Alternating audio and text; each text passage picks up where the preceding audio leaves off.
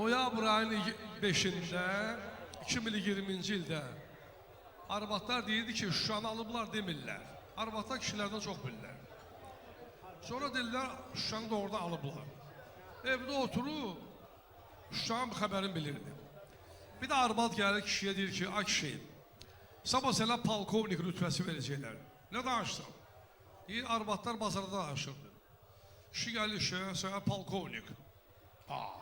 Bir müddət keçir, ay kişi, səni filan rayona rəis qoyacaqlar. Nə danışsan? Nə bilim, arvadlar bazarda danışırdı. Kişi gəlir işə, filan rayona rəis.